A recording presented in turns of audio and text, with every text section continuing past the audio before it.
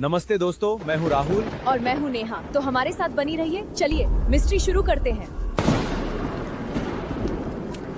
रात की तेज बारिश अब भी लगातार हो रही थी। बिजली की चमक के बीच राहुल और नेहा उस विशाल काले पत्थर के दरवाजे के सामने खड़े थे। कुछ पल पहले तक यह दरवाजा बिल्कुल बंद था, लेकिन अचानक उसके ऊपर बने प्राचीन चिन्ह नीली रोशनी से चमकने लगे। पूरी गुफा में भारी गर्जना गूंज उठी।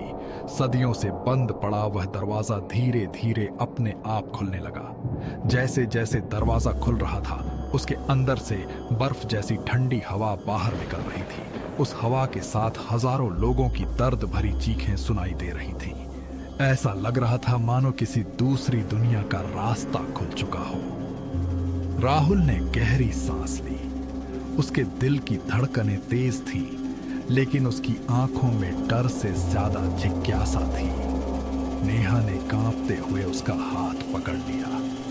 नेहा, अब जो भी होगा हम साथ रहेंगे। दोनों धीरे धीरे उस रहस्यमयी दरवाजे के अंदर चले गए। जैसे ही उन्होंने पहला कदम रखा, पीछे का दरवाजा अपने आप बंद हो गया। उसकी भारी आवाज पूरी सुरंग में गूंज उठी। अब वापस लौटने का कोई रास्ता नहीं बचा था। सामने सिर्फ एक लंबी पत्थर की सुरंग थी। उसकी दीवारों पर बने हजारों साल पुराने चिन्ह नीली रोशनी छोड़ रहे थे। छत से पानी की बूंदें टपक रही थीं। हर बूंद की आवाज पूरे रास्ते में गूंज रही थी। लेकिन कुछ देर बाद राहुल को महसूस हुआ कि उन दोनों के कदमों के अलावा किसी तीसरे के कदमों की आवाज भी उनके पीछे चल रही है। दोनों रुक गए, लेकिन आवाज फिर भी आती रही। राहुल, हमारे पीछे कोई है। राहुल ने टॉर्च जलाकर पीछे देखा। वहां कोई नहीं था, लेकिन जैसे ही उसने टॉर्च सामने की, सुरंग की दीवार पर एक काली परछाई तेजी से दौड़ती हुई दिखाई दी। अगले ही पल वह गायब हो गई। हवा अचानक और ठंडी हो गई। राहुल के हाथ कांपने लगे। तभी सुरंग की गहराई से एक बहुत धीमी फुसफुसाहट सुनाई दी। ऐसा लग रहा था जैसे कोई बार बार एक ही बात कह रहा हो, वापस चले जाओ। जो भी है सामने आ। लेकिन अब बहुत देर हो चुकी थी। करीब कई मिनट चलने के बाद सुरंग खत्म हुई और उनके सामने एक विशाल भूमिगत मंदिर दिखाई दिया। मंदिर के टूटे हुए खंभों पर डरावनी आकृतियां बनी थीं। चारों तरफ नीली आग जल रही थी, लेकिन वहां कोई इंसान नहीं था। मंदिर के बीचों बीच एक गोल पत्थर का चबूतरा बना था, जिस पर सूखे खून जैसे निशान दिखाई दे रहे थे। अचानक पूरे मंदिर में घंटियों जैसी आवाज गूंजने लगी। हवा में नीली राख उड़ने लगी। राहुल और नेहा को ऐसा महसूस हुआ जैसे हजारों आंखें अंधेरे से उन्हें देख रही हों। मुझे यहाँ बिल्कुल अच्छा नहीं लग रहा। मंदिर के पीछे एक गहरी काली नदी बह रही थी। उसका पानी बिल्कुल शांत था, लेकिन उसमें अजीब सी नीली चमक दिखाई दे रही थी। राहुल धीरे धीरे नदी के किनारे पहुंचा। उसने पानी में झांक कर अपना चेहरा देखने की कोशिश की, लेकिन पानी में उसका चेहरा नहीं था। वहां एक खून से लथपथ आदमी दिखाई दे रहा था, जिसकी आंखें बिल्कुल राहुल जैसी थीं। अगले ही पल वह डरावना चेहरा मुस्कुराया और पानी में गायब हो गया। राहुल एक कदम पीछे हट गया। उसी समय नदी के बीचों बीच से बुलबुले उठने लगे, जैसे कोई बहुत बड़ी चीज धीरे धीरे ऊपर आ रही हो। नेहा, भागो। राहुल और नेहा जितनी तेज दौड़ सकते थे, दौड़ते रहे। कुछ देर बाद वे एक विशाल पत्थर के कक्ष में पहुंचे।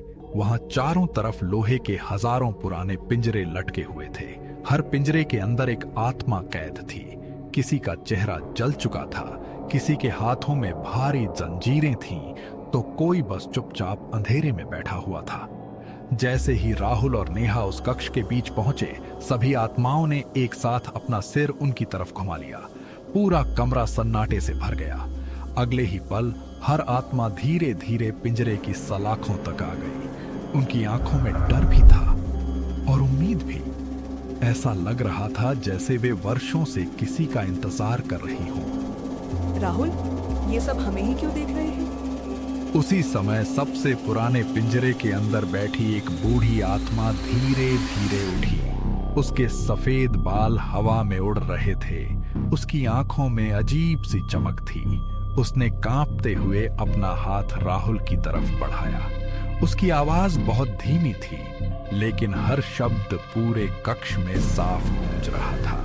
बूढ़ी आत्मा, अगर जिंदा रहना चाहते हो तो राजा की आंखों में कभी मत देखना। इतना कहकर वह पीछे हट गई। तभी पूरे कक्ष में अचानक तेज हवा चलने लगी।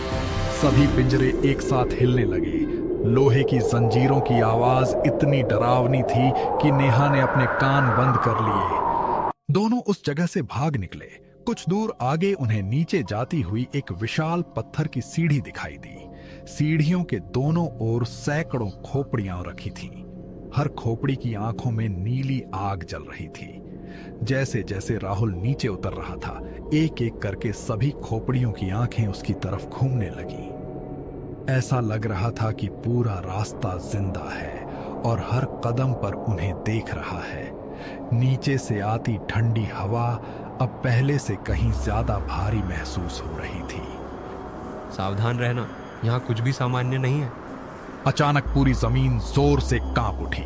ऊपर की चट्टानों से बड़े बड़े पत्थर टूटकर गिरने लगे। दूर कहीं से एक इतनी भारी गर्जना सुनाई दी कि पूरी गुफा हिल गई। हवा में उड़ती नीली धूल ने सब कुछ ढक लिया। राहुल और नेहा कुछ भी नहीं देख पा रहे थे। तभी धुंध के बीच दो विशाल लाल आंखें कुछ सेकंड के लिए चमकी और फिर गायब हो गई। लेकिन अब दोनों समझ चुके थे कि कोई उनका पीछा कर रहा है। फिर से वही आंखें। कई मिनट तक अंधेरे में चलते रहने के बाद धुंध धीरे धीरे हटने लगी। उनके सामने एक इतना विशाल कक्ष था कि उसका दूसरा छोर दिखाई ही नहीं दे रहा था। बीचों बीच काले पत्थर का एक बहुत बड़ा सिंहासन रखा था। उसके पीछे नीली आग की लपटें आसमान तक उठ रही थी। पूरा कक्ष बिल्कुल शांत था। राहुल ने एक कदम आगे बढ़ाया ही था कि सिंहासन के पीछे से धीरे धीरे कोई खड़ा होने लगा। पहले उसका मुकुट दिखाई दिया, फिर उसकी लाल चमकती आंखें और फिर उसका 12 फुट लंबा शरीर। मृत्युलोक का राजा। आखिर तुम मेरे दरबार तक पहुंच ही गए। राहुल और नेहा बिल्कुल शांत खड़े थे। उनके सामने मृत्युलोक का राजा अपनी पूरी शक्ति के साथ खड़ा था। उसका विशाल शरीर काले धुएं से घिरा हुआ था। सिर पर टूटा हुआ मुकुट था और उसकी लाल आंखें किसी जलती हुई आग की तरह चमक रही थीं। उसके हर कदम से पत्थर कांप रहे थे। पूरे महल में कैद आत्माएं घुटनों के बल झुक गईं। ऐसा लग रहा था कि स्वयं मृत्यु उनके सामने खड़ी हो। हजारों साल बाद कोई जीवित इंसान मेरे सिंहासन तक पहुंचा है। राजा ने अपना हाथ हवा में उठाया। उसी पल महल की दीवारों पर नीली रोशनी फैल गई। दीवारों पर बने चित्र अपने आप चलने लगे। राहुल और नेहा ने देखा कि सदियों पहले इंसानों ने लालच में मृत्यु लोक का दरवाजा खोल दिया था। उस युद्ध में लाखों लोग मारे गए थे। तब देवताओं ने इस दरवाजे को हमेशा के लिए बंद कर दिया था, लेकिन अब किसी ने फिर से उसे खोल दिया था। तुम्हारे आने से संतुलन टूट चुका है। अचानक महल के बीचों बीच जमीन फट गई। तेज नीली रोशनी आसमान तक उठी। उस रोशनी के बीच एक प्राचीन त्रिशूल धीरे धीरे ऊपर आने लगा। पूरा महल उसकी शक्ति से कांप रहा था। कैद आत्माएं एक साथ खुशी से चिल्लाने लगीं।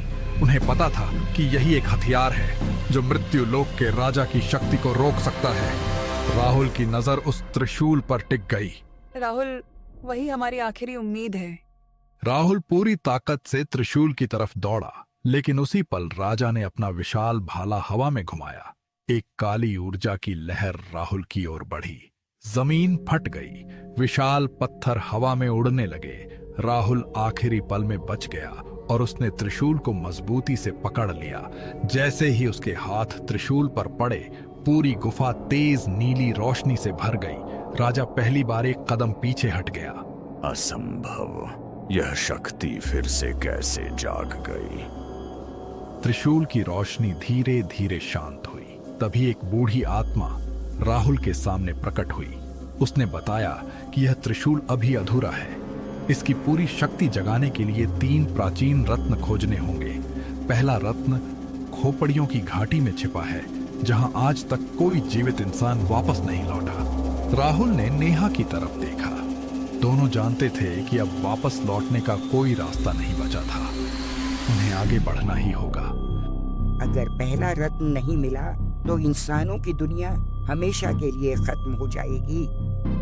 आदमी दिखाई दे रहा था जिसकी आंखें बिल्कुल राहुल जैसी थीं। अगले ही पल वह डरावना चेहरा मुस्कुराया और पानी में गायब हो गया। राहुल एक कदम पीछे हट गया। उसी समय नदी के बीचों बीच से बुलबुले उठने लगे, जैसे कोई बहुत बड़ी चीज धीरे धीरे ऊपर आ रही।